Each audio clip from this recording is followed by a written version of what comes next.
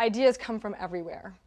A lot of people will say, well, how do you get the idea for Google Maps or the Google Toolbar? Where did it come from? And the answer is, in an environment like Google, ever since the company was small, even till now when it's really large, we expect everyone to have ideas. Our engineers come up with ideas, some things come top down, some ideas come from our users. And it's interesting because when you look at the myriad of different products Google's released, we actually have examples of almost all of the above.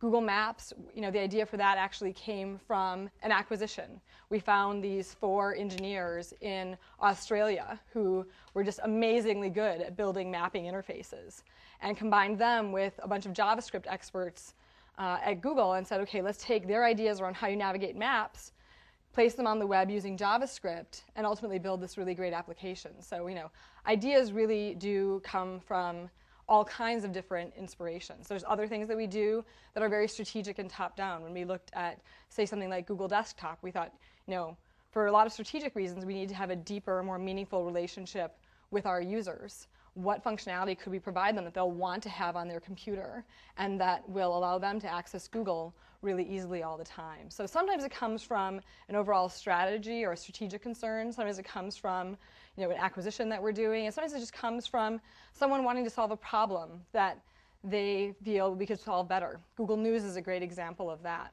There was an engineer named Krishna Bharat, and he was a news junkie. And after September 11th, he found himself really consumed with reading news. And he found he had the same pattern every day. He would go and visit his favorite 15 news sites, and he would try and find the same story about anthrax all throughout the different stories to get all the different perspectives and get the maximum amount of information. And after he did this for about a month, he thought, well, this is kind of silly because he's like, I work at a search engine, and I actually could probably crawl all this data.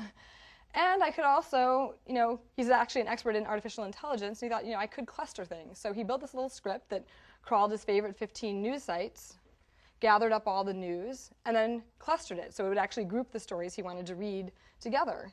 And he built this little tool for himself to read news more efficiently, used it for a while, thought it was pretty useful, mailed it out to the company and said, hey, I use this to read my news. Maybe some of you would find it useful. And a bunch of us saw that and said, this isn't just an internal tool to help Krishna read news better.